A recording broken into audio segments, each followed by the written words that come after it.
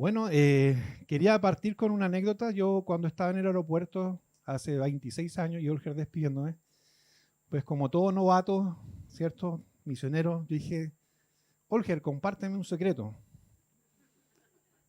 ¿Qué tengo que hacer para que me vaya bien?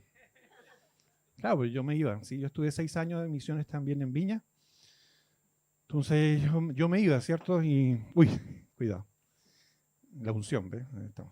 Eso está. Eh, y pues yo estaba preparado para un consejo de esos. Dije, aquí viene el consejo profundo, ¿dónde está? No existía eso de grabar, ¿no? Los celulares eran de otros tiempos, entonces yo dije, aquí voy a anotar, ¿no? Y bueno, Olger se quedó pensando un par de segundos. Me dijo, bueno, César, haz tu devocional todos los días. Bueno, yo tuve una reacción más o menos así, ¿cierto? Solo que no podía reírme, ustedes saben que... Eh, pero por dentro yo me fui todo, o sea, los primeros minutos en el avión, pero si yo lo hago, yo hago el devocional. Entonces, ¿por qué no me da un consejo más secreto? ¿Eh? Pero ya después de 32 años de ministerio, sé que ese es el secreto. Y por eso, cuando Daniel, Magali me pidieron que compartiera un mensaje, yo quise compartir un mensaje que el Señor me colocó para mí y para, en el caso de la iglesia en Guatemala, y traerlo también acá. Muchos abren el Salmo 91 en su casa, así tipo amuleto de la suerte, ¿cierto? Fetiche, que dice que todo lo malo le caiga, entonces esas hojas están café, naranja, y dicen, no, ahí está todo, sí, el resto está blanco. ¿Sí? Entonces todo lo malo le cayó ahí al Salmo 91. Pero quiero partir con el Salmo 91 justamente, que es un salmo muy conocido, creo que es uno de los salmos que incluso gente que no es creyente lo tiene, ¿cierto? Como ve, necesito lente, entonces estoy en otra etapa de mi vida también. Dice así, el que habita al abrigo del Altísimo morará bajo la sombra del Omnipotente. Diré yo a Jehová, esperanza mía y castillo mío, Dios, en quien confiaré. Él te librará del lazo del cazador, de la peste destructora. Con sus plumas te cubrirá y debajo de sus alas estarás seguro. Escudo y adarga es su verdad. No temerás el terror nocturno, ni saeta que huele de día, ni pestilencia que ande en oscuridad, ni mortandad que en medio del día destruya. Caerán a tu lado 1000 y a tu diestra, mas a ti no llegarán. Ciertamente con tus ojos mirarás y verás la recompensa de los impíos. Porque has puesto a Jehová que es mi esperanza, al Altísimo por habitación. No te sobrevendrá mal, ni plaga tocará tu morada, pues a sus ángeles mandará cerca de ti, que te guarden en todos tus caminos. En las manos te llevará para que tu pie no tropiece en piedra. Sobre el león y el áspid pisarás, y hollarás al cachorro del león y al dragón. Por cuanto en mí ha puesto su amor, yo también lo libraré, le pondré en alto, por cuanto ha conocido mi nombre.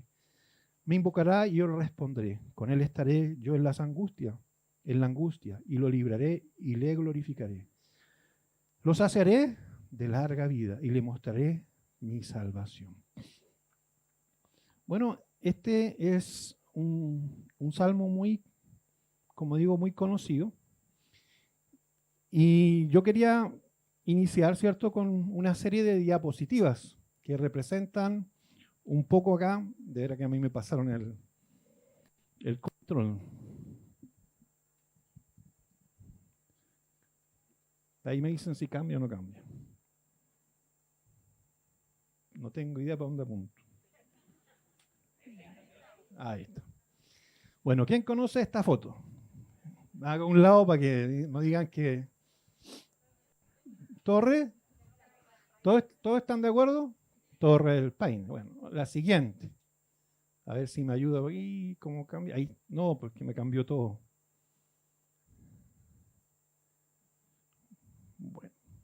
espérense.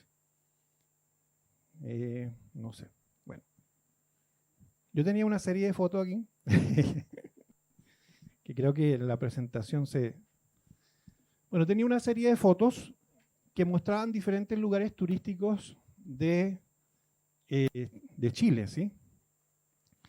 Y estos lugares turísticos los puse más o menos del norte hacia el sur. Este Torre del Paine era el último. Mostraba primero el morro de Arica, ¿cierto? Y así sucesivamente. Después venía el faro de La Serena. Después venían los funiculares de... No, Valparaíso, ¿sí? Bueno, después venía el teleférico y todo el funicular de Santiago. Después venía un reloj de flores. ¿De dónde es ese? Niña. Después venían, un río con un río ancho, así, con el cielo medio nublado, con unos parqueaderos de barquitos turísticos. Y eso es Valdivia. Muy bien, Valdivia. Después veían unas casitas así en palitos y Chiloé, pues sí, Chiloé, Palafito. Y finalmente venía esta foto que está ahí, que es Torres del Paine, ¿cierto? Ahora, todos estos lugares que representan la hermosura de Chile, ¿a qué invitamos a la gente cuando mostramos todo esto? Que visite, que haga qué? Turismo, ¿cierto? O sea, ¿qué quiere la gente con fruto del turismo? Que dejen recursos, ¿cierto? Recursos, bueno. Y es maravilloso. Yo pues, traía también otras fotos de Guate y seguro que esos lugares no los conocerían muchos porque son los lugares turísticos de allá, ¿sí? Lagos, montañas, ciudades coloniales como Antigua Guatemala y otras. Y todo eso representa ciertos lugares hermosos. El hacer turismo de vacaciones creo que sigue siendo el tiempo de, acá en Chile creo que enero, febrero sigue siendo así.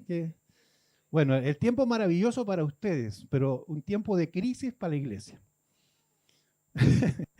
Los que llevamos 32 años como yo y mucho más como Magali y otros, sabemos que son los tiempos en que pues, nosotros nos ponemos de rodillas porque, Dios mío, se nos van de turismo y después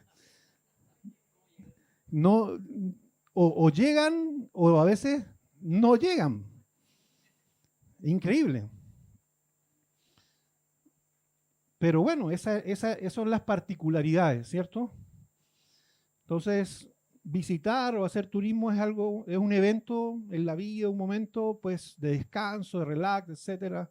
Los lugares que podemos visitar son maravillosos en todos los lugares, pero son un momento. Yo llegué el 30 acá y me voy el viernes 18. Entonces yo estoy de visita, eso. Ojo, no vine a hacer turismo. Mi hija que vino a competir, sí hizo algo de turismo, subió a Farellones, ¿cierto? Con el equipo, con todo el equipo que venía de Guatemala, fueron a conocer, ¿sí? Me mandó videos tirándose bolitas de nieve. Bueno, el turismo o estar de visita es parte de la vida.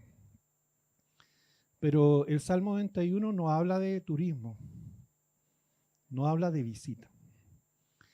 Y el problema, si ahora sí me ayudan al sacar la siguiente, es que muchos vivimos o viven la vida espiritual como turistas espirituales o como que están de visita. Ahí están, ahí van. Para que no digan que no era verdad, ahí están. Bueno, muchos entonces viven su espiritualidad o su vida espiritual como estar de visita. Y no digo que eso esté mal, porque cuando uno inicia la vida cristiana, uno necesita esos momentos. Estar de visita es, por ejemplo, ir a un congreso, ¿sí? Congreso de pareja, el congreso de jóvenes, el congreso de hombres, los seminarios, los eventos, ¿cierto? Donde nos sentimos y todo, y experimentamos, y esos tiempos de oración, de ministración, o sea, son maravillosos. Pero eso es un evento. Y a veces, ¿cierto? Nosotros podemos estar viviendo una vida cristiana esperando esos eventos. Ah, es que yo estoy esperando el Congreso porque ahí sí me enciendo. Ahí sí me enciendo, sí, ahí sí agarro gasolina y quedo así como carbón encendido, ¿sí? Es peligroso. Es peligroso que usted viva de eventos. Y es más peligroso que usted vea la iglesia como turista. O sea, yo vengo de Guatemala, donde ya tenemos iglesias que se han construido para 30.000 miembros. Y no estoy hablando de la famosa Casa de Dios con Cayununa, estoy hablando de una iglesia un poco más incluso tradicional, como la Fraternidad Cristiana se llama, o la Frater, donde hizo un coliseo para 30.000 personas. Estoy hablando de ese tipo de infraestructura.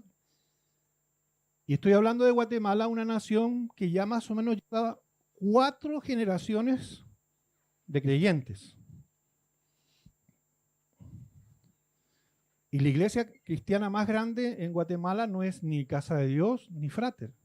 Es una iglesia más tradicional todavía, una iglesia pentecostal que se llama Elim. Y Elim tiene iglesias en todos los caseríos y en todas las áreas rurales de Guatemala. Por eso es que Elim es la iglesia más grande, una de las iglesias más grandes de Guatemala. Pero a pesar de que todo esto son megas iglesias y hay una 4ª generación, hay un fenómeno que yo lo compartía con Magali y con Dani. Es que se va levantando generaciones que sí ven a la iglesia como una prestadora de servicios. O sea, la iglesia es un lugar donde yo asisto, es como un gimnasio. Y si el gimnasio ya no me da mis regalías, ¿qué hago? Me cambio. Si me suben la membresía, me cambio. Como un kinder. Ah, el kinder para mis niños. Yo quiero un kinder que le enseñen francés. Entonces lo llevo a la Alianza Francesa. Ah, pero no, es que a mí no me interesa el francés, me interesa el inglés. Entonces le llego al kinder británico. O a la escuela americana. No, eso no, yo quiero que vaya a Europa, o sea, alemán. Entonces yo lo llevo al instituto alemán. Entonces a veces nosotros podemos caer en la percepción equivocada que la iglesia es una prestadora de servicios. Y como aquí no enseñan inglés o francés, alemán, yo me tengo que cambiar a una iglesia donde sí lo enseñan. O como esta iglesia ya no tiene el espacio porque yo tengo un niño que es más inquieto que todos los demás, entonces yo tengo que buscar un espacio donde pueda estar ese niño así con todas las comodidades. Y entonces podemos vivir un cristianismo basado en un lugar que cubra mis necesidades. Un lugar centrado en mí, en el yo. Y Dios no creó la iglesia para eso. La función de la iglesia no es suplir mis necesidades como prioridad. Sí las suple, por supuesto, porque Dios transforma, ¿cierto? Dios cambia, Dios consuela, Dios. Pero la iglesia fue llamada para ser baluarte, dice, de la verdad. Para tener un mensaje que trasciende generaciones y que cambia, que transforma vidas. Y entonces, ahí es donde adquiere sentido el Salmo 91, porque el Salmo 91 nos dice que Dios le va a dar una serie de beneficios, una serie de prestaciones, si queremos llamarlo de esa forma, a quienes cumplan con un cierto requisito. ¿Y qué dice el versículo 1? Vamos nuevamente, yo lo leí en forma rápida, pero ¿qué dice el Salmo 91? El que habita al abrigo del Altísimo morará bajo la sombra del Omnipotente. 2, habitar y morar. ¿Qué es habitar? Bueno, pueden haber diferentes definiciones, pero una genérica dice implica construir y dar forma. De veras, otra vez soy yo. Ahí está. Implica construir y dar forma al lugar habitado haciéndolo propio y sintiéndolo como parte de uno mismo. Se relaciona con la idea de cuidado, protección y transformación del entorno. Y morar se centra más en la residencia habitual en un lugar, aunque implica vivir en un lugar, no necesariamente conlleva la misma profundidad anterior. O sea, no es que yo transforme el entorno, pero yo estoy ahí. Por ejemplo, yo no nací en Guatemala, pero yo resido en Guatemala. Y entonces Dios me ha llamado a morar y habitar en Guatemala. Mire, esta camisita es guatemalteca. Usted, hay como andar sin... Lo miro y me da frío, ¿no? Pero mira, el compañero ahí también tiene manga, ¿cierto? Bueno, y la Biblia dice que hay una serie de beneficios, una serie de cercanía que Dios le da a aquellos que habitan y moran. Entonces, cuando hablamos de habitar, no está Dios hablando de que Él quiere que seamos turistas que le visitamos. Es que nuevamente, ese congreso es maravilloso. Sí, estoy esperando ir a otra vez. ¿Dónde dijeron que iban a hacerlo? En el sur. Ay, sí, yo quiero conocer Chillán, yo quiero conocer... maravilloso, Torre del Paine se le ocurrió a Daniel. Mira, Torre del Paine. Ay, sí, me inscribo porque ese lo quería conocer de chiquitito. Ahí sí. No, que vamos a ir a Cartagena. Ay, no, Cartagena, no. O sea, playa, arena, Maitencillo, por ahí Zapallar, pero no.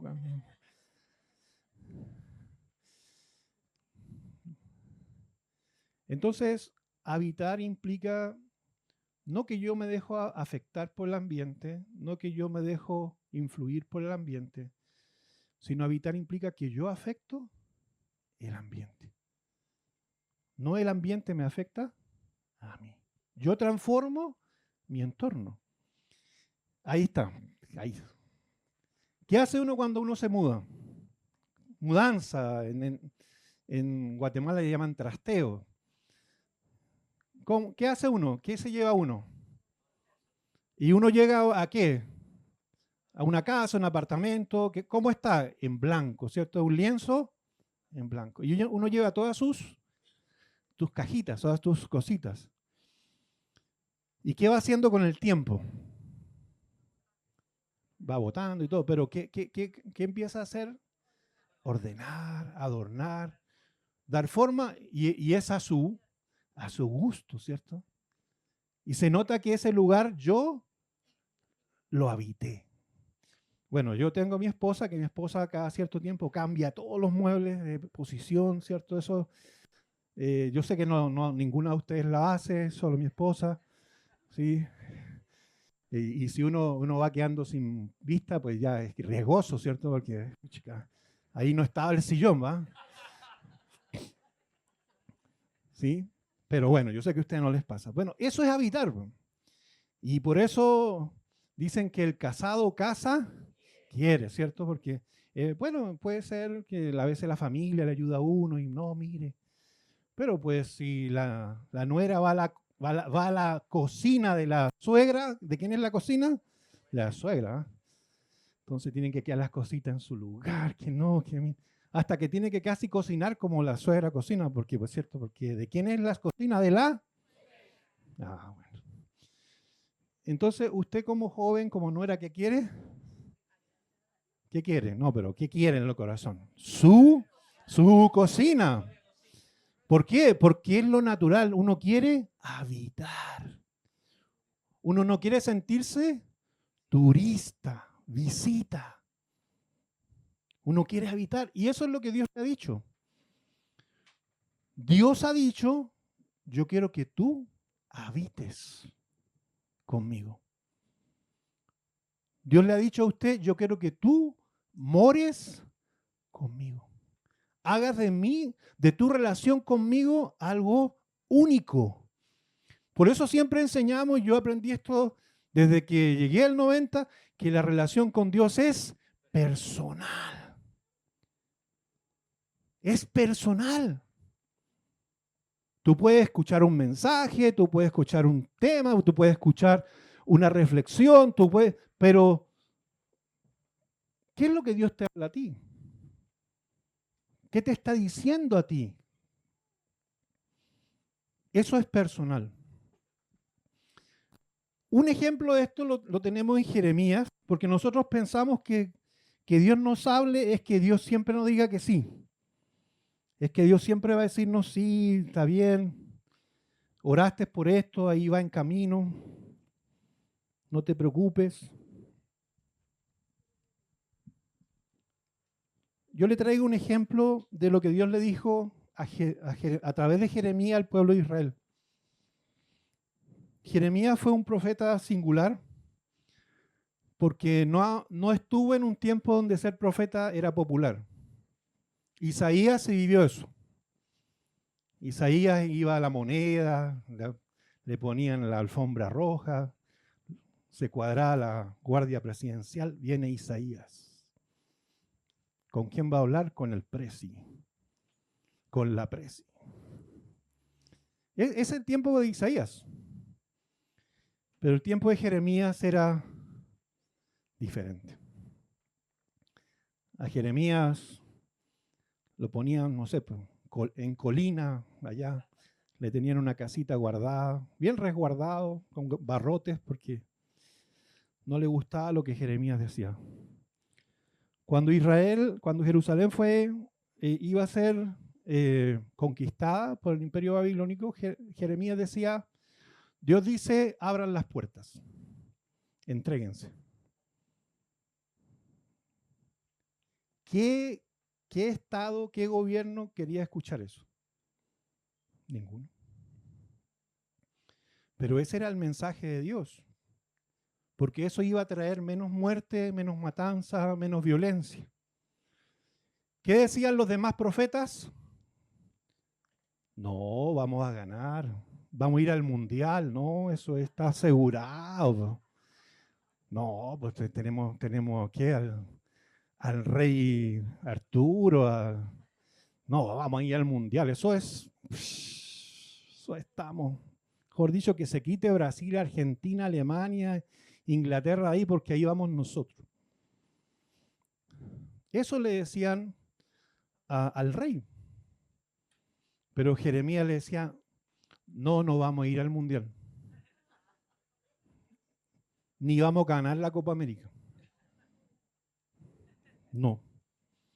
Eso es lo que decía Jeremías. Dios dice que no nos va a ir bien. Y no porque Dios no quiera que nos vaya bien, sino porque hemos hecho tantas cosas equivocadas que tenemos que cosechar lo que hemos sembrado. ¿Sí? Hay una ley de la siembra y la siega. Todo lo que nosotros sembramos eso, cosechamos. A los que les gusta el fitness, si usted se alimenta mal, si usted no estira, por ejemplo, mis hijos que son deportistas están obligados de alto rendimiento a estirar antes y después de sus entrenamientos. Y al inicio eran bien flojos para eso. Pero eso provoca ¿qué? Lesiones. ¿O no? ¿Cierto que hay que estirar? Cierto. Y no es que nos quieran decir eso por alentar, por hacernos, no. Es porque es parte del proceso. Y si yo no lo hago, voy a tener consecuencias. Y eso es lo que vivieron en esta etapa. Estaban viviendo las consecuencias de no haber seguido los consejos, haberse apartado de Dios. Y Jeremías le estaba diciendo esto, la consecuencia que nos viene es que nos vamos a ir cautivos. Esta nación nos va a conquistar y nos va a llevar por 70 años. Y aún había una razón que fueran 70 años, dice, porque el pueblo de Israel no obedeció y no dejó descansar la tierra. Ellos tenían por ley que era como muy parecido al campo chileno. ¿Cuántos centímetros hay en Chile de tierra fértil más o menos? Dicen que 20, 30 centímetros es la capa. Por eso hay que hacer cosechas que son de rotación, ¿cierto? Porque si no los suelos se agotan. En Guatemala tienen tierra, el suelo cosechable es 10 metros, más o menos. O sea, por eso que allá pueden cosechar azúcar y azúcar y azúcar y caña y llevan 30, 50, 60 años cosechando eso y el suelo no se les agota. Bueno, Dios le dijo al pueblo de Israel, la capa que ustedes tienen es muy pequeñita, entonces ustedes tienen que al séptimo año dejar descansar la tierra. Porque eso le va a producir que tengan mejores cosechas, más producción. Pero como nosotros somos independientes y somos llevados a nuestra idea, y no ustedes, sino los israelitas, los de acá. Entonces ellos desobedecieron, no dejaron descansar la tierra. Y la suma que Dios había hecho de años que no habían dejado descansar la tierra eran 70 años. Entonces yo digo, por 70 años ustedes van a ir cautivos para que dejen descansar la tierra. Pero ¿sabe qué les dijo? No solamente les dijo a través del profeta Jeremías que iban a ser llevados a una tierra diferente. Porque podría haberle dicho, vayan a esa tierra diferente, pero coloquen así bombas molotov, hagan barricadas, quemen neumáticos, no sé, pues, algo así bien, háganle daño porque se los llevan. Mire qué mensaje Dios le dio.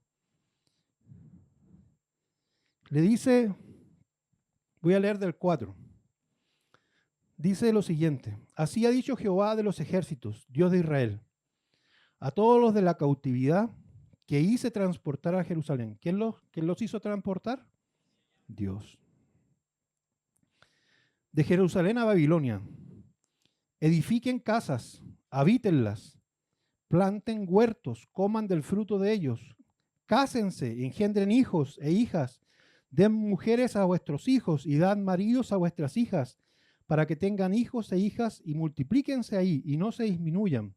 Procuren la paz de la ciudad a la que Jehová, procuren la paz de la ciudad a la cual os hice transportar y rogad por ella a Jehová, porque en su paz tendréis vosotros paz.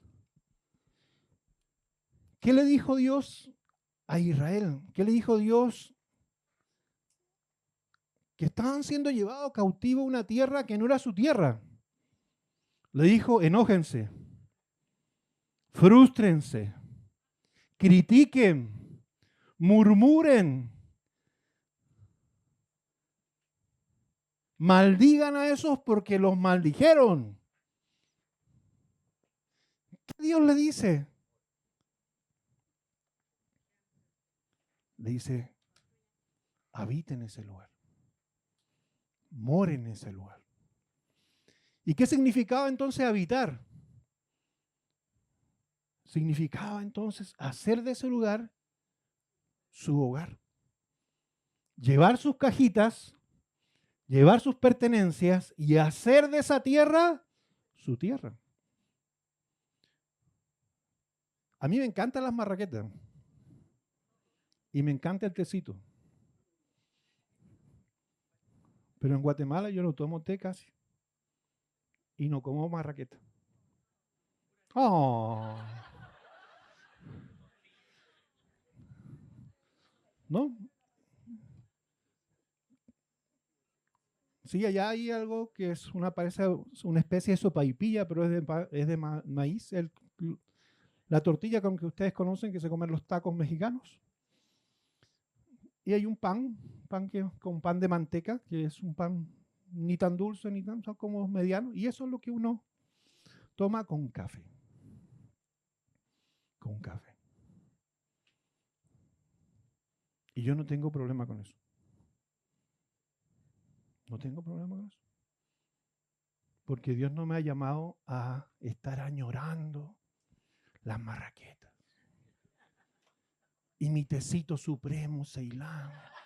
Perdonen los de YouTube si estoy haciendo alguna propaganda gratis, ¿cierto? Me regañará después Dani. Bueno, Dios le dijo, vayan a Babilonia. Y en esa ciudad habiten.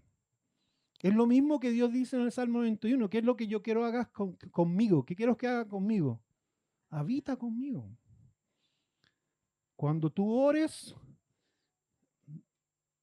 haz de ese momento algo único, especial. ¿Y sabe por qué entiendo después de 32 años lo que me decía Olger en el año 99? Es que con el tiempo aún la vida cristiana se puede volver una rutina. Yo ya sé lo que va a pasar. Yo ya me sé ese mensaje. Por eso cuando Dios me habló del Salmo 91, hasta yo dije, el Salmo 91, Dios. Pero no, hay profundidad. Cuando tú habitas, hay profundidad. Descubres algo. Descubres una forma de tener ese tiempo que nadie más lo tiene. Cuando tú habitas en la presencia de Dios, tú entiendes cosas, y ya les voy a decir un par de anécdotas que he vivido, que no podríamos entender si no habitáramos en la presencia de Dios. Lo primero que uno entiende, que dice aquí en el mismo Salmo, es que cuando uno habita en la presencia de Dios, entiende que uno no necesita andarse defendiendo, porque uno tiene a alguien que lo defienda. Yo era alguien muy cerrado cuando llegué al ministerio. Ahí está David Olivar, que me conoce casi desde que yo llegué. Aquí está David, con unos buenos años más, pero me conmueve, me alegra ver a su hija en la batería y a su hijo y a su esposa. Una bendición, David, eso. Yo cuando estaba en el Ministerio de Jóvenes, yo llegué al Ministerio de Jóvenes hace muchos años. Y yo era alguien muy cerrado, muy hermético. Yo me sentaba atrás, como algunos que están sentados ahí atrás, ¿ven? Esperando que dijeran algo que justificara que yo me fuera sin que nadie me viera. Y pasé 3 meses así. Pasé 3 meses pensando que los que salían aquí adelante a dar testimonio como usted, o como algunos de los varones que salieron, yo decía, esos se pusieron de acuerdo. Está arreglado, sí, eso está arreglado. Ese partido está arreglado, eso no. Sí, eso está arreglado. O sea, ya estuvieron de acuerdo y no, están diciendo eso porque saben cuáles son mis problemas. Por eso están hablando de eso. Y pasé 3 meses así. A los 6 meses más o menos, por ahí me vi parado delante, dando gracias por algo. Y Dios me recordó. Y Dios me dijo, ¿te acuerdas? ¿Te acuerdas? Y sabes yo que ese día tuve que públicamente pedir perdón. Y yo le pedí perdón a todos los que habían testificado todo el tiempo antes, que yo pensaban que de verdad y que eran mentirosos, están exagerando, la están agrandando para que...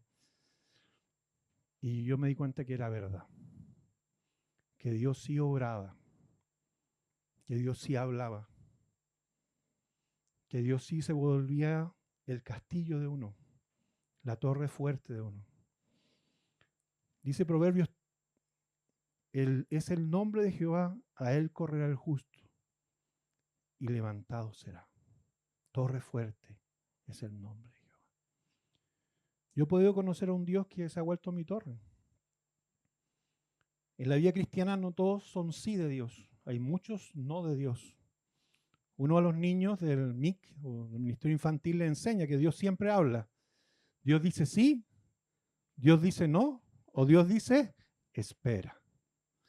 Pero después a uno de adulto se le olvida eso. Y uno quiere escuchar solo sí. ¿Y qué pasa cuando Dios dice un no? Me enojo. Y cuando Dios dice espera, me frustro. Yo quiero ya. Bueno, Dios en muchas etapas de mi vida ha sido torre fuerte. Nosotros estuvimos 8 años en El Salvador, abrimos la visión de El Salvador, y tuvimos que regresar a Guatemala. Mi esposa los últimos 3 años que estuvimos en El Salvador, vivió un proceso que cada 2 meses a ella le salían granulomas en un pechito. Y básicamente llegamos a tener 3 especialistas, un oncólogo, una mastóloga y una infectóloga. Y como le comentaba yo a Magali, nadie sabía qué tenía. Pero vivíamos cada 2, 3 meses un desierto, porque cada 2, 3 meses eran biopsias. Porque ese es el procedimiento, ¿cierto? Entonces, biopsia, tratamiento, ya salimos, pasábamos un tiempito, otra vez biopsia, tratamiento. Pasamos casi 3 años así. Fue tanta la incertidumbre en el punto de vista médico que aún Wilson dijo, no, mejor regrésense a Guate. Acá está un centro de atención que es para el cáncer, por si acaso, entonces mejor acá. Bueno, nos regresamos a Guatemala por eso. Mi esposa tenía una discípula de Colombia que es médica y que llegó a Guatemala a estudiar una especialidad de radiología. Y ella le aconsejó que se reuniera con un médico israelita, especialista. Llegamos con nuestro portafolio, ¿cierto? Así exámenes, tomografía, eso de todo. Y él lo vio, como en media hora estuvo ahí leyendo.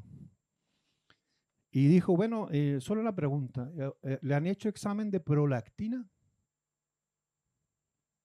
Yo sí como, si no está ahí, no. No, aquí no está, por eso pregunto. ¿No? Entonces vayan a hacerle un examen de sangre, sencillo. Ah, bueno, fuimos, lo hicimos, y de acuerdo al resultado, si está alto, vienen. Estaba alto. Entonces llegamos, mire, sí, está alto. Ah, bueno, listo. Entonces lo que viene ahora es una tomografía axial acá al área de la silla turca, porque lo más probable, 99%, es que hay unos microtumorcitos ahí. Y bueno, tomografía, ahí están los microtumorcitos. Entonces ahí para adelante comenzó un proceso que le dieron un medicamento inhibidor de la prolactina, y de ahí para adelante mi esposa nunca más tuvo esos episodios de granulomas. Era eso. El milagro que le contaba a Magalí es que después de unos 2 años, 3 años de tratamiento, en el mismo Seguro Social allá, le dijeron a una ginecóloga que, pero ya dejé de tomar eso. Mucho tiempo. Y bueno, dejó de tomar. Y mi esposa no volvió a tener ese tipo de situaciones. Fue tanto así que la ginecóloga dijo, bueno, vamos a hacer el TAC. Y el milagro es que los microtumores ya no están. Ya no están. Bueno, esa situación era un no de Dios y una espera de Dios. Yo quería que Dios me lo solucionara así. Yo quería quedarme en El Salvador, Magali y Jorge lo saben. Para mí fue muy doloroso en lo personal regresarme a Guatemala. Era como ministerialmente fracasar. Era como tener una empresa que había que cerrar. Pero que no la estaba cerrando porque tú quieres cerrarlas. Porque habían condiciones externas que tú no manejabas. Y entonces yo tuve que descubrir en Dios mi torre fuerte, mi castillo, mi lugar de refugio, en medio de las situaciones que no estaban dándose ni saliendo como yo quería, ni las entendía por qué. Humanamente podría haber sido injusto. Humanamente para el pueblo de Israel irse a cautivo 70 años, a los que no tuvieron nada que ver porque se llevaron a la generación más joven. Probablemente no tomaron las malas decisiones, pero sufrieron las consecuencias de las malas decisiones de sus antepasados. Esos pecados generacionales, maldiciones generacionales. iniquidades que habla la Biblia. Usted dice, yo no sé por qué soy tan violento. Bueno, ahí está. Hay una raíz en la familia que ha generado esa tendencia que para nada es saludable, que hay que dejar que Dios trabaje, porque el fruto del Espíritu es mansedumbre y el fruto de la carne es ira, contienda. Entonces cuando tú reaccionas iracundo y contienda y justificado a lo mejor, ¿qué está floreciendo? ¿El fruto del Espíritu o de la carne? Porque el fruto del Espíritu es mansedumbre. Aunque haya 1000 razones para enojarse. Ahora, ¿cómo vas a entender eso si Dios no es tu torre fuerte? ¿Cómo vas a entender eso si Dios no es tu refugio? Porque si Dios no es tu torre fuerte, si Dios no es tu refugio, ¿quién se tiene que defender? Tú, usted, ese marido abusivo, que no le habla como usted quiere. Pero si Dios es tu torre fuerte, ¿a quién le entregas tú esa injusticia? Al Señor. ¿Y qué hace el Señor? Pues pelea la batalla. Y eso es lo que Dios, una de las primeras lecciones que yo aprendí en el ministerio es que yo no necesitaba protegerme. Yo no necesitaba estar siendo así como con las personas. David me conoció. Él con Hugo Rosas tenían el ministerio de alabanza como igual aquí, pero era impenetrable. No cualquiera se metía a ese combo. En esa foto no todos cabían. ¿Y sabe qué yo empecé a hacer? Agarré un bongo que había por ahí y lo tocaba así. ¿Sí o no? Las panderetas y ellos eso no suena, o sea, como que está destiempo. ¿eh? Pero ahí me fui metiendo. Y en su momento David y Hugo Rosas se volvieron en mis mejores amigos. Con David pasamos noches estudiando. Él tratando de entender cosas de electrónica, yo tratando de explicarle. Con Hugo Rosas viviendo tiempo de salida y todo. Dios me ayudó a no ser una ostra, a tener a todos lejos, separados de mí, porque me podían herir, me podían afectar. Cuando Dios es tu torre fuerte, tú no estás pendiente de quién te pasa a llevar, quién te ve de menos. Tú sabes que Dios es que pelea la batalla. Pero eso solo puedes entender si tú habitas ¿con quién? Con Dios. Eso no se entiende en forma racional, natural. Eso es algo que se experimenta y es sobrenatural. También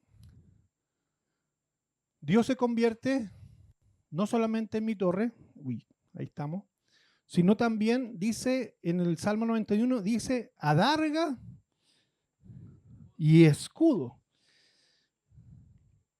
Bueno, hay algunas traducciones que dicen que adarga tiene dos interpretaciones de acuerdo al género. Dice uno, el masculino es como una armadura y en el femenino un escudo. Por eso está ahí. Y es un escudo como en la forma de un corazón. Es el escudo que usaban normalmente el ejército de Israel en su época, ¿cierto? En sus batallas.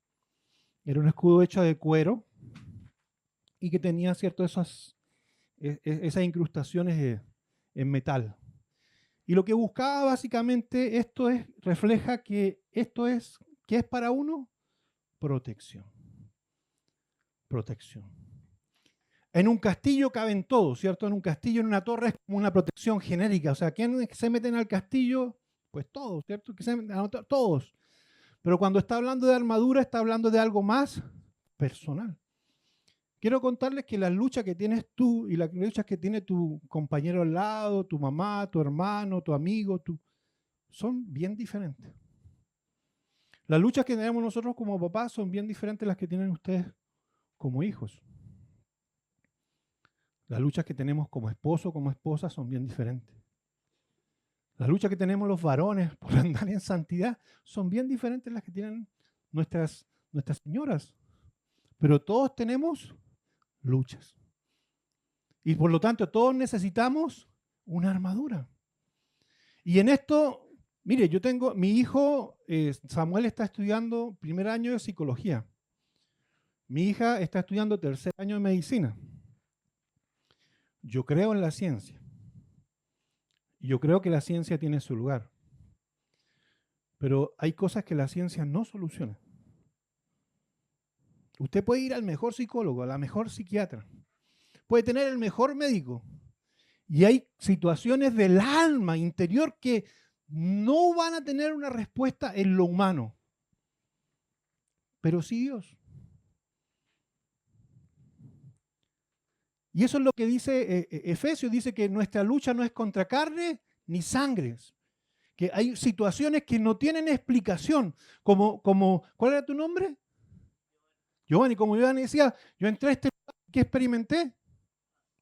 Eso tiene explicación humanamente. O sea, decir, no, es que aquí habían puesto una música en la entrada, no sé, unas cascaditas de agua ahí. ¿Tiene explicación el sentir paz? O tú lo decías, sentir hasta ganas de... ¿Eso tiene explicación? Se siente, no es algo visible, ¿no? Y alguna otra persona que pueda estar allá atrás y decir, ¡ah! El César que está allá atrás, ¡ah! Se pusieron de acuerdo, ¿no? ¿Por qué? Porque ese es un factor sobrenatural. Sobrenatural. Y ahora le voy a contar una cosa cortita. Cuando yo estaba en Guatemala, perdón, sí, en El Salvador, como pasa siempre en las parejas, yo sé que ustedes no, a mí sí, nosotros estábamos atendiendo una serie de proyectos, manejábamos un proyecto que se llama Sexo, Mentira y Verdad y que ayudábamos en los centros escolares, etc. Pero mi esposa estaba esperando a Samuel, ya teníamos a Paula y estaba esperando a Samuel. Y entonces ya estaba con su barriguita y era los sábados en la mañana. Entonces un día, y Paulita le gustaba como, solo la hija mía, las suyas no. Llovía y andaba en los charcos, ¿cierto? Ah, charcos. Yo sé que las suyas no ven un charco ahí y ya hacen, ay mamá, no, para por el lado. No, la mía, ¿a dónde iba? Al charco, ¿no? Al medio, así. Y como a mi esposa le gustaba, ella así como bien princesita, su vestidita, sus zapatitos, entonces era una luchando. Entonces yo la vi luchando tanto que dije, el próximo sábado le voy a decir, tranquila, quédate en casa, yo voy. Pero a mí se me había olvidado que mi esposa, que siempre le ha apasionado a los jóvenes, se había inscrito a un curso, a un diplomado de trabajo con jóvenes, con adolescentes, y que empezaba ese sábado en la mañana. Entonces yo me levanté temprano y la veo que ella sale del baño y ya vestía y arreglada. Me ganó, dije. Pero ahorita la saco al estadio, dije. Amor, no vayas, quédate. Entonces me mira así y me dice, ¿qué? No, amor, quédate. Y lo único que me dijo, eres tan inmaduro. Tan inmaduro. Y yo quedé así como, ¿qué hice? Entonces dije lo que los hombres decimos, a las mujeres nadie las entiende. Yo sé que esa frase no la digo yo. Entonces dije, bueno, yo me voy, seguro que en la tarde va a estar. Llegué y la comía ahí en la mesa. Nosotros con la niña ya almorzamos. ¿Está enojada? No. Bueno, empecé a comer mi plato, ¿no? Y uno aquí, en mi monólogo, ¿no?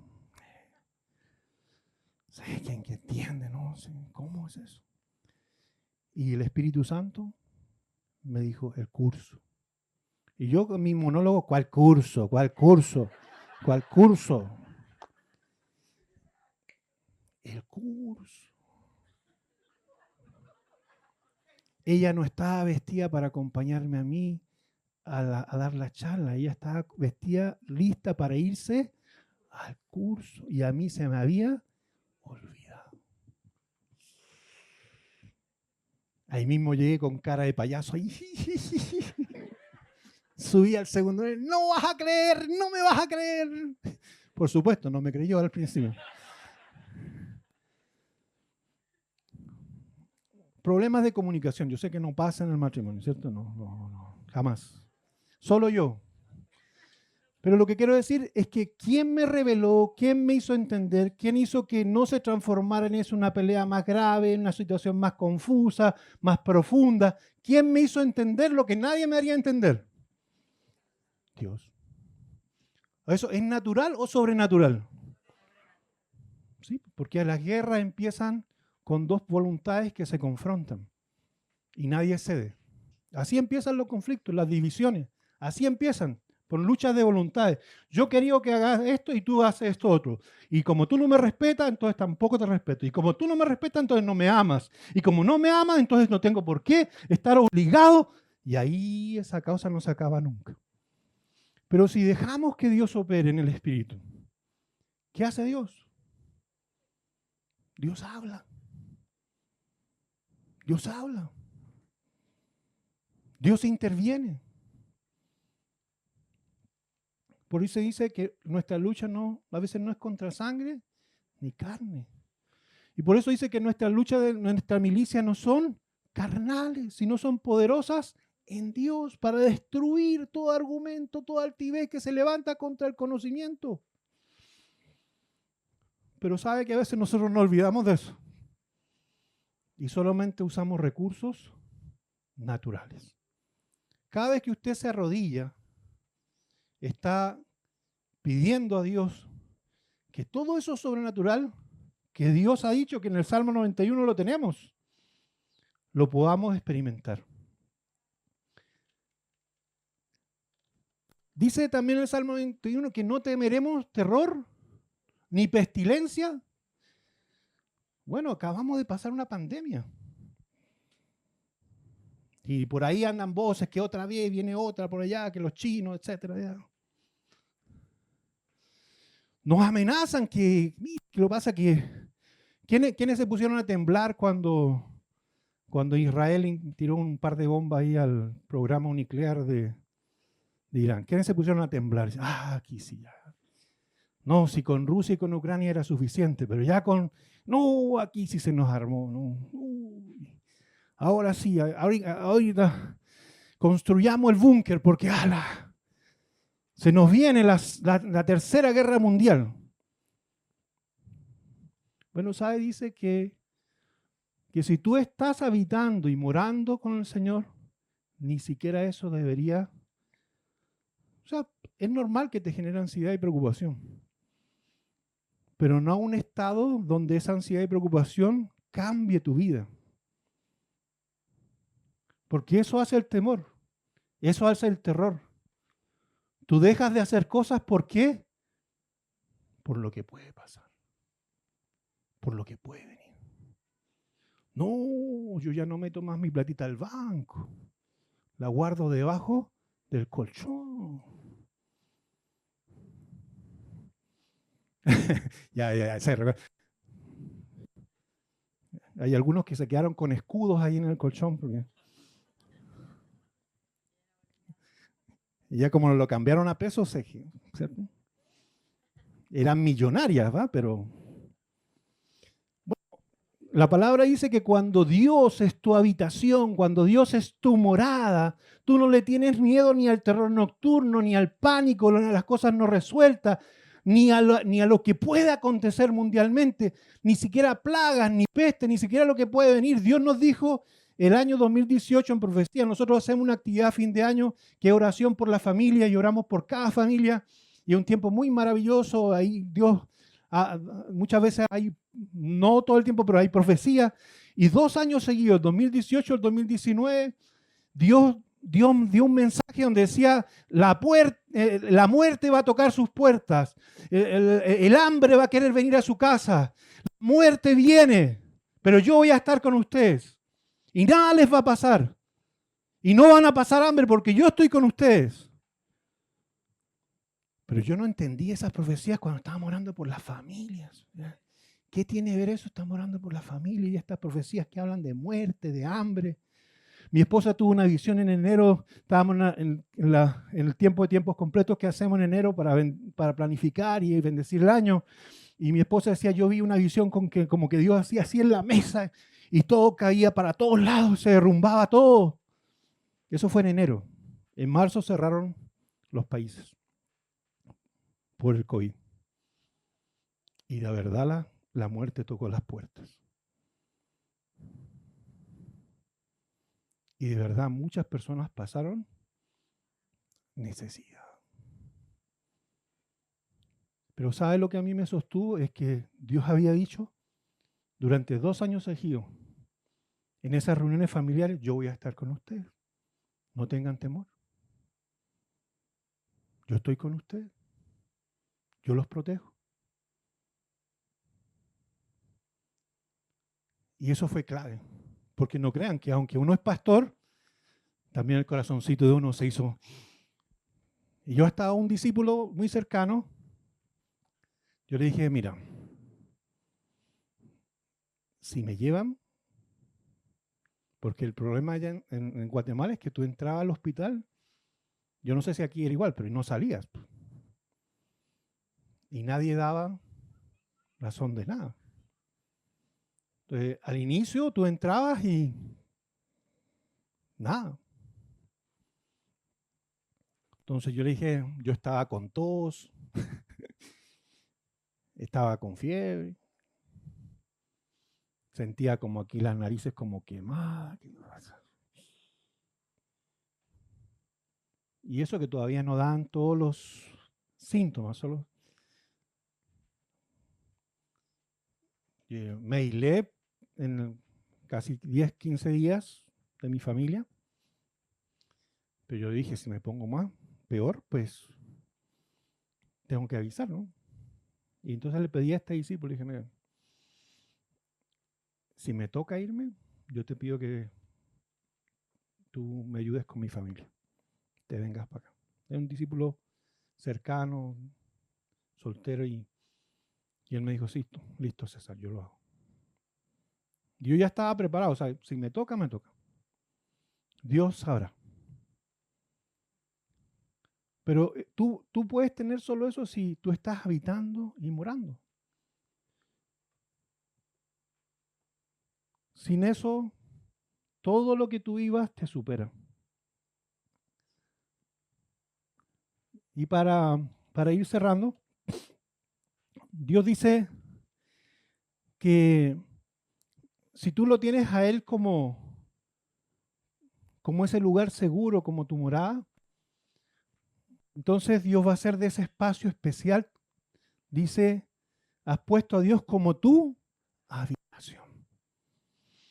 Bueno, en Israel los refugios antiaéreos son obligatorios, como aquí en Chile la construcción tiene que ser antisísmica, ¿sí?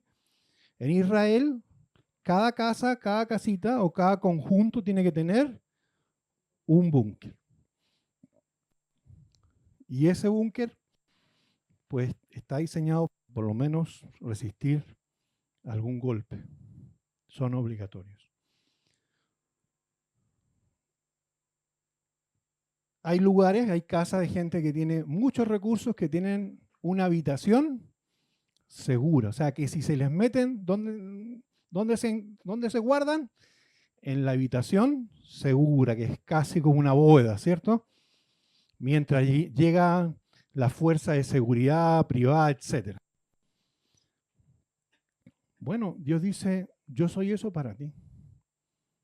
Yo quiero ser eso para ti. Yo quiero ser para ti un lugar seguro.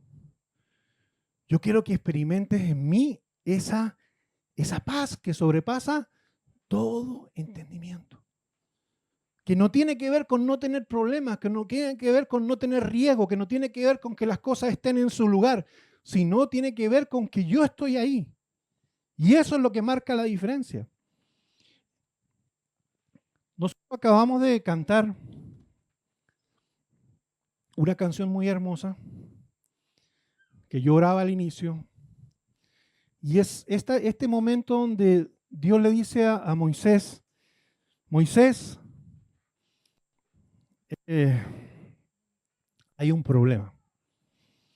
El pueblo que está contigo es muy porfiado, es rebelde, es necio. Es más, Dios en algún momento le dijo, ¿sabes qué voy a hacer? Dejemos este pueblo atrás. Yo me voy contigo y yo te voy a traer otro pueblo, menos rebelde que este. Pues Moisés le dijo, no, Señor. No. ¿Qué van a decir de ti? No, tu nombre es más importante que mi bienestar. Tu nombre es más importante que mi bienestar. Y entonces, en este momento Dios le dice, bueno, ok, Éxodo 33, Dios le dice, bueno, yo voy a acompañarte. Pero yo creo que ya había pasado eso sobre el ángel, ya le había dicho Dios, ya Moisés había tenido esa conversación donde le dijo, mi ángel va a ir contigo, y él dijo, no. Yo no quiero tu ángel, yo te quiero a ti.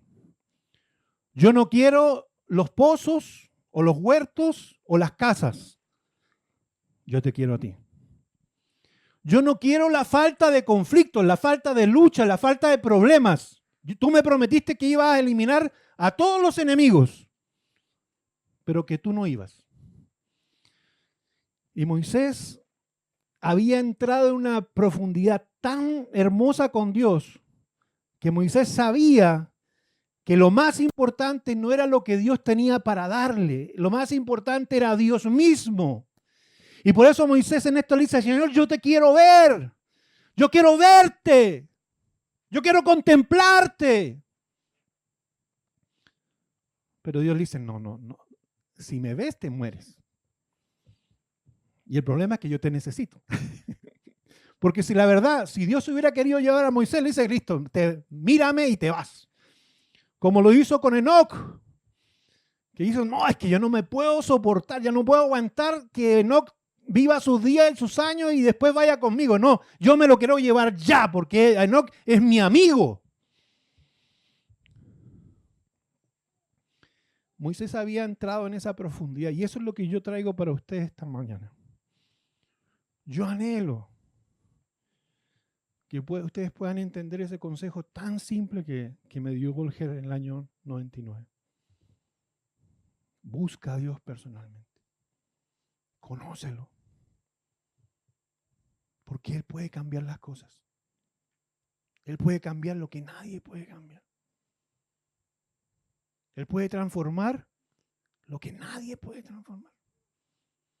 Él puede consolarte en medio de las situaciones más injustas, porque las injusticias vienen del egoísmo, la carnalidad del corazón de los seres humanos. Los seres humanos somos carnales, somos egoístas, somos egocéntricos. Y fruto de ese egoísmo, de ese egocentrismo, generamos dolor. Pero Dios puede estar en medio de eso. Y dice que Dios consuela. Bienaventurados los que lloran, porque ellos serán consolados. Y termino con esto. Dice, Moisés le dice, Señor, y esto es lo que quisiera que se llevara a usted esta mañana. Y que usted pueda decirle, Señor, yo tengo un futuro hermoso, un futuro bueno. Pero si tu presencia no está ahí, no lo quiero. Yo trabajaba en la Sony cuando una familia Olivares, que también trabajaban ahí algunos de ellos, ellos fueron los que me trajeron al ministerio, me invitaron. Y pues una vez que yo descubrí esto de la vida espiritual, yo dije, no, esto... Y que lo entendí, porque yo ya le dije que pasé un tiempito allá atrás diciendo, esto es cuento. Pero cuando yo lo entendí, yo le decía a Magali, yo decidí que esto era lo más valioso. Y no es que yo he sido dócil, yo no he sido tan dócil. Pero yo entendí que yo podía decirle a Dios, yo esto no lo entiendo. Esto todavía no lo vivo. Un día yo leí un pasaje que decía que el que ama a padre, madre más que mí, no puede ser mi discípulo, no es digno de mí. Y yo le tuve que decir a Dios, ay Dios, pero yo amo a mi mamá. A mi papá también lo amo, pero como la relación es más tensa, yo amo más a mi mamá en ese tiempo. Pero enséñame. Porque si esto es verdad, enséñame. Yo tuve que decirle, yo no te amo así. Y si aquí dice que no puedo ser tu discípulo, entonces hasta aquí llegué. Pero enséñame.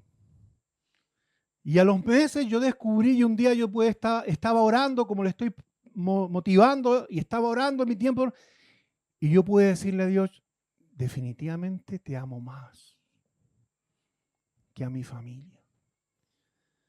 Pero ¿sabe lo más maravilloso es que yo no amaba menos a mi mamá, no es que amaba menos a mi papá, es que ese amor que Dios me había dado me había ayudado a perdonar a mi papá por sus errores, me había ayudado a comprender a mi mamá, a escucharla, a estar ahí,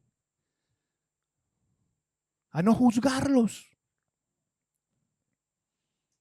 Y entonces no era un mandamiento que me limitaba. Era un mandamiento que ampliaba mi capacidad. Y eso es lo que no entendemos. Nosotros creemos que todo lo que Dios nos dice es restrictivo, cuando lo que Dios dice es, yo quiero que me conozcas, yo quiero que me obedezcas, yo quiero que me sigas, para que amplíes. Eso es lo que entendió Moisés. Moisés fue criado como rey, como faraón. Hebreo dice que renunció a todos los privilegios de la corte del faraón por servir a Dios,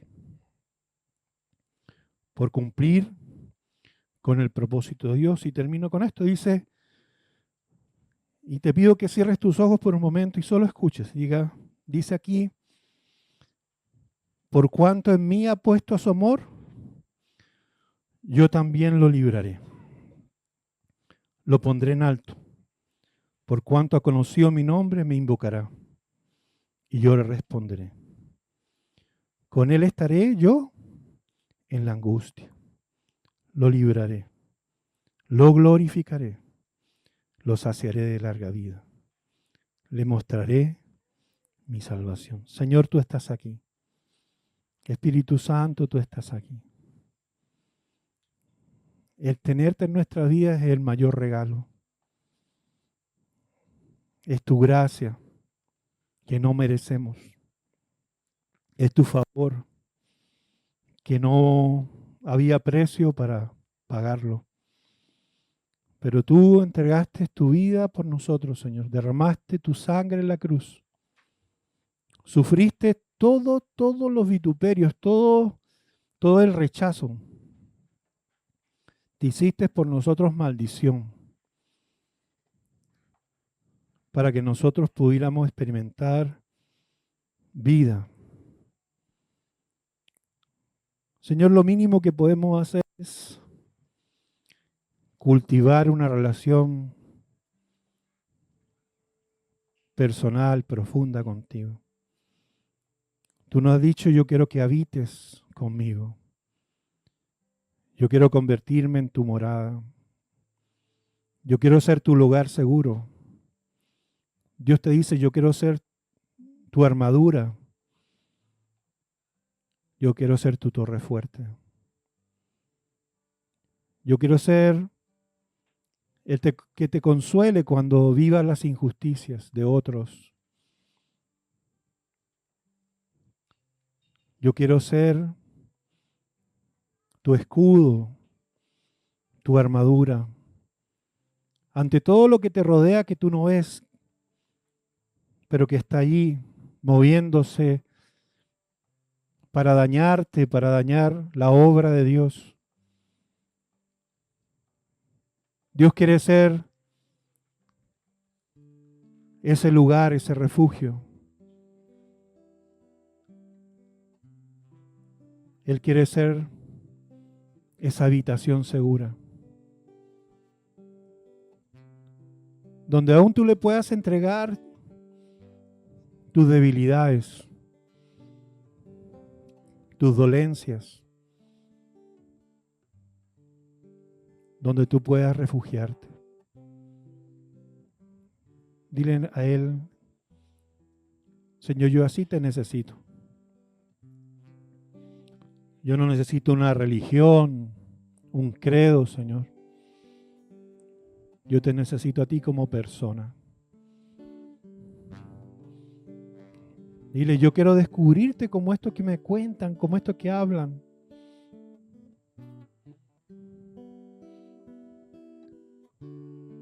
Yo quiero llegar a experimentar lo que Moisés experimentó. Donde él te decía: Señor, ningún logro, ningún éxito, ninguna bendición, ninguna aparente prosperidad tiene sentido, Señor, si tú no estás. Y a lo mejor algunos de ustedes han tenido todo eso, igual han experimentado un vacío. Pero es que no hay ninguna cosa creada que pueda llenar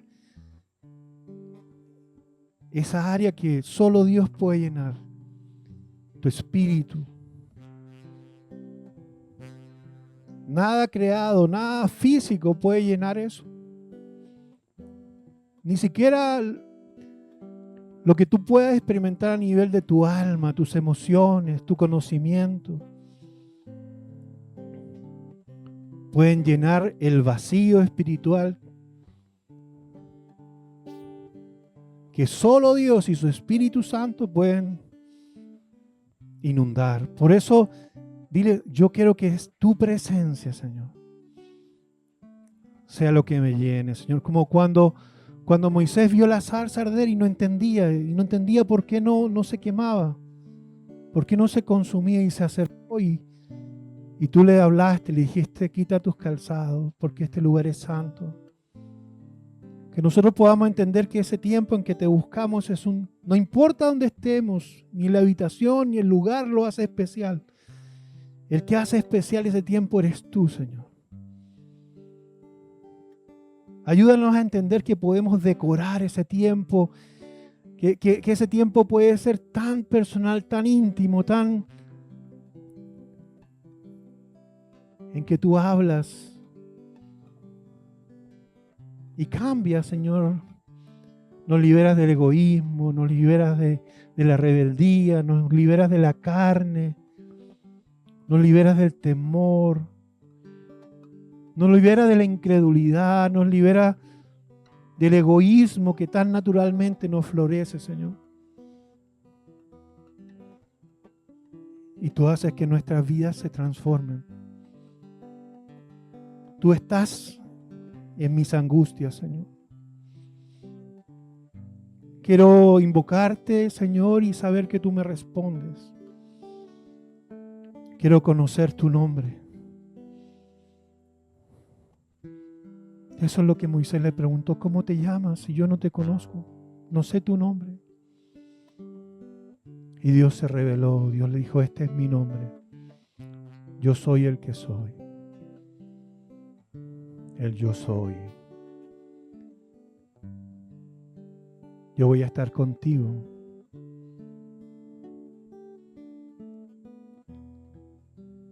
Iglesia, Dios tiene cosas muy especiales con ustedes. Y Dios no es ajena a los procesos, a las crisis y al dolor. Él puede ser la sombra que te protege. Debajo de sus alas puedes encontrar ese lugar seguro. Padre, gracias. Tú amas a esta iglesia. Tú amas a este rebaño, Señor. Y como mi persona, muchos podrán salir, Señor.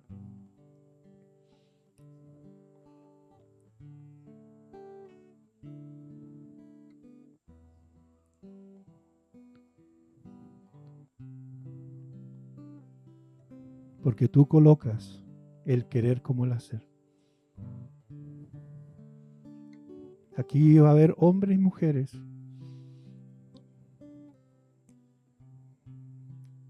que serán la siguiente generación, que proyectarán la obra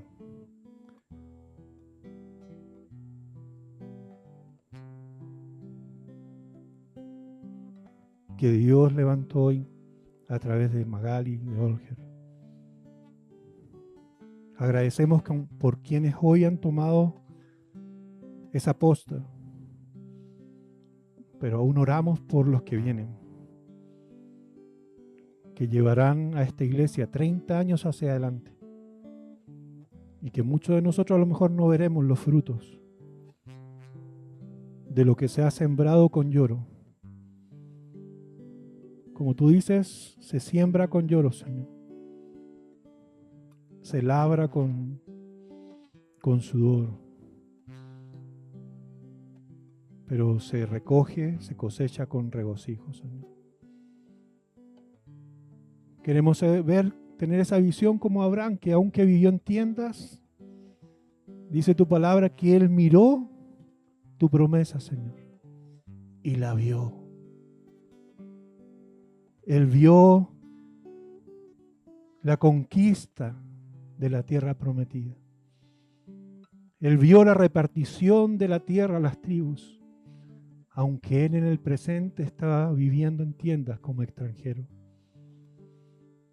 Señor, nosotros veremos tu obra prosperar, progresar y producir el fruto para lo cual tú, Señor, la levantaste. Porque esta no es una empresa privada, esta es tu casa, es tu obra, Señor.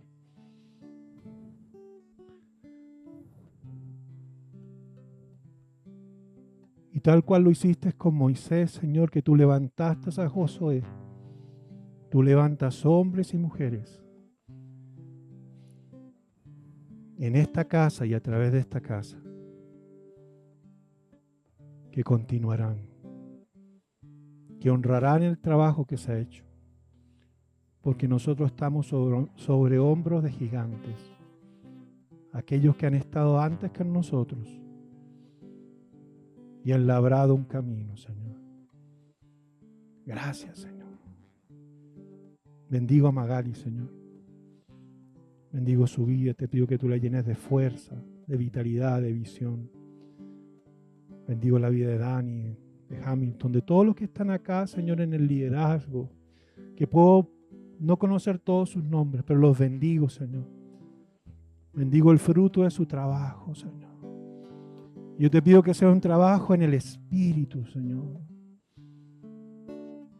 Que tú los guardes de sí mismos para que no caminen en sus fuerzas, en sus recursos,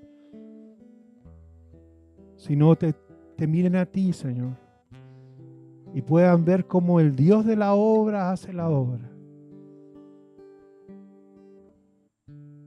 Bendigo, Señor, esta tierra que es una tierra fértil, Señor. Y te agradezco, Señor, porque tú me hiciste nacer en esta tierra.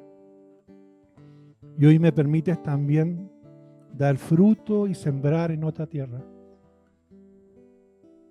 Pero reconozco mi origen, Señor. Reconozco de la piedra, de la roca donde fui cortado, Señor. Gracias, Señor, por esta casa. Guárdala, Señor. Sosténla tú, Señor. Oh, Señor, te adoramos. Adora al Señor. Adóralo.